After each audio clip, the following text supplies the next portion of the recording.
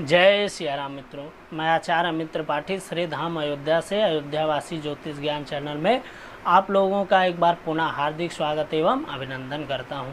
बंधुओं, एक बार पुनः हाजिर हूं आप लोगों के सामने एक नया विषय लेकर के। बंधुओं, आज की वीडियो में हम लोग बात करने वाले हैं धनु राशि के जातकों के संदर्भ में। बंधुओं, जैसा कि आप लोग जानते हैं, संवत्सर 2079 ईसवीय संवत सन 2022 और 23। बंधुओं, इस वर्ष राजा का पद प्राप्त है शनिदेव महाराज को, वहीं मंत्री का पद प्राप्त है देवगुरु बृहस्पति को। तो बंधुओं, देवगुरु बृहस्पति धनु राशि के स्वामी भी माने जाते हैं। तो धनु राशि के स्वामी हो करके मंत्री के पद पर आसीन हो करके देवगुरु बृहस्पति धनु राशि के जातकों को कैसा फल प्रदान करने वाले हैं, इसी संदर्भ में हम लोग बृहद चर्चा करेंगे। और बंधुओं, 17 जनवरी सन 2023 को धनु राशि की 7.5 भी समाप्त हो रही है। तो 7.5 से भी धनु राशि के जातक निजात पाएंगे।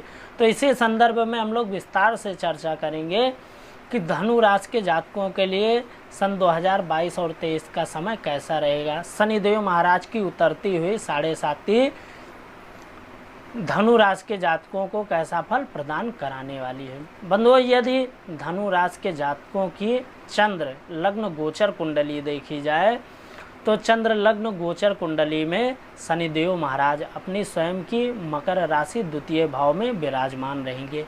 वहीं देवगुरु बृहस्पति अपनी स्वयं की मीन राशि पर विराजमान रहेंगे, क्योंकि बंधुओं 12 अप्रैल सन 2022 को देवगुरु बृहस्पति शनिदेव की कुंभ राशि को छोड़ करके अपनी स्वयं की मीन राशि में विराजमान हो जाएंगे। बंधुओं, यह वर्ष धनु राशि के जातकों के लिए विविध उलझनों से भरा रहने वाला है। उनके कार्यों में थोड़ी असफलता उन्हें देखने को मिलेगी। आय को लेकर के, धन को लेकर के, रोजगार को लेकर के कुछ ना कुछ समस्या बनी रहेगी। वहीं स्थिर संपत्ति, जमीन जायदाद इत्यादि के कार्यों में कोर्ट कचहरी न्यायालय के चक्कर लगाने पड़ सकते हैं।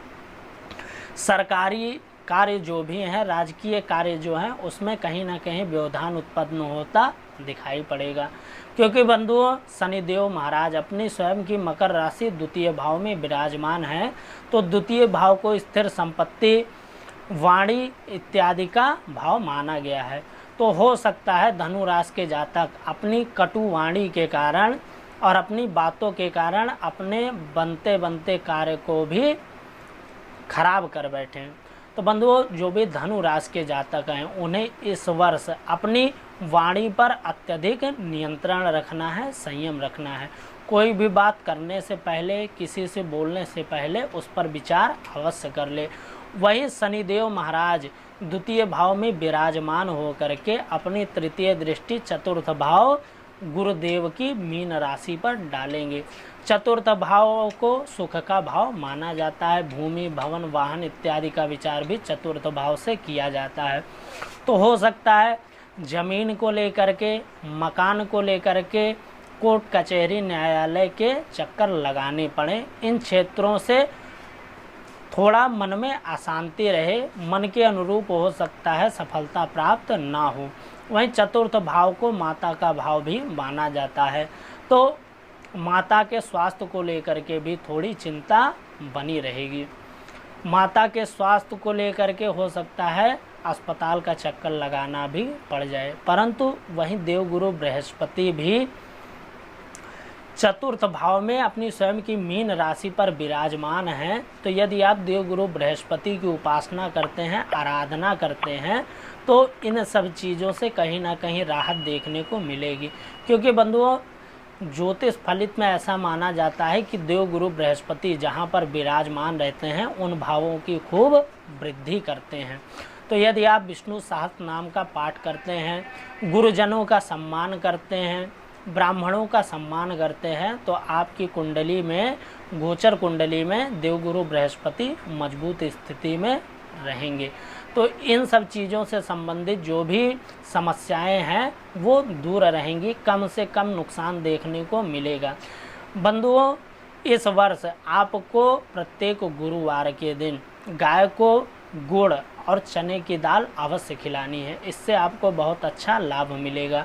और वो जातक जिन्होंने अभी दीक्षा नहीं ग्रहण की है उनके कोई गुरु नहीं है, तो वो अनंत बलवंत श्री हनुमंत लाल जी महाराज को अपना गुरु मान करके और उनसे प्रार्थना करें कि करहु कृपा गुरुदेव की नाई। हे हनुमान जी महाराज, आपको मैं गुरु रूप में स्वीकार करता हूँ और आप गुरुदेव की तरह हमारे ऊपर कृपा दृष्टि बनाए रखें। तो हनुमान जी की उपासना करने से आपको साढ़े साती में भी लाभ देखने को मिलेगा।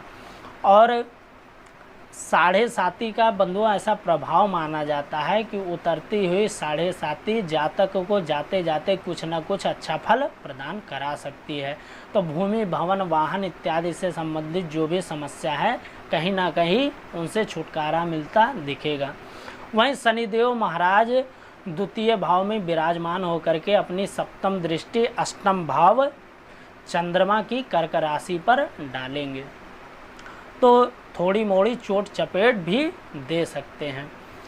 वहीं देवगुरु बृहस्पति चतुर्थ भाव में विराजमान होकर के अपनी पंचम उच्च दृष्टि अष्टम भाव पर डालेंगे, तो जातक को हो सकता है पुरातत्व या ऐतिहासिक जो भी हमारे स्थान है वहाँ पर तीर्थ यात्रा करने का, भ्रमण करने का सौभाग्य प्राप्त हो। विदेश यात्राओं का विचार भी अष्टम भाव से किया जाता है, तो विदेश जाने के भी अच्छे योग बनेंगे। वहीं देवगुरु बृहस्पति चतुर्थ भाव में विराजमान होकर के अपनी सप्तम दृष्टि दसम भाव बुध की कन्या राशि पर डालेंगे, तो पिता से आपके संबंध मजबूत होंगे, कार्य क्षेत्र को विस्तार प्रदान कराने वाले सिद्ध होंगे। और पंचम भाव में बैठ करके देवगुरु बृहस्पति अपनी नवम दृष्टि व्यय भाव यानी द्वादश भाव मंगल की वृश्चिक राशि पर डालेंगे, तो हो सकता है व्यर्थ की भाग दौड़ के कारण आपका धन भी खूब खर्च हो, व्यर्थ की यात्राओं पर आपका धन व्यय हो। बंधुओं, वहीं शनिदेव महाराज द्वितीय भाव में विराजमान होकर के अपनी सप्तम दृष्टि अष्टम भाव पर डालेंगे, तो वहाँ पर बैठ करके शनिदेव महाराज इन सब चीज़ों से संबंधित कुछ ना कुछ निगेटिव चीज़ें आपको प्रदान कराएंगे। वहीं शनिदेव महाराज अपनी दसम दृष्टि एकादश भाव पर डालेंगे, और ये जो दृष्टि होगी ये उच्च दृष्टि होगी, क्योंकि शनिदेव महाराज की जो दसम दृष्टि होगी वो आय भाव पर शुक्र की तुला राशि पर पड़ेगी, तो तुला राशि में शनिदेव महाराज उच्च के होते हैं, तो आय से संबंधित, धन से संबंधित जो भी समस्याएं हैं ये दूर करा सकते हैं, अचानक धन लाभ आपको प्रदान करा सकते हैं। तो बंधुओं, आशा करता हूं कि आप लोगों को यह वीडियो पसंद आया होगा। यदि आप लोगों को यह वीडियो पसंद आया तो हमारे चैनल को लाइक करें, सब्सक्राइब करें, जिससे कि ऐसे ही ज्ञानवर्धक वीडियो आप लोगों तक निरंतर पहुंचती रहे। यदि आपके मन में भी ज्योतिष एवं आध्यात्म से रिलेटेड कोई समस्या है तो कमेंट बॉक्स में कमेंट करके अथवा स्क्रीन पर दिए गए नंबरों पर व्हाट्सएप करके आप अपनी समस्या का समाधान प्राप्त कर सकते हैं। जय श्री राम।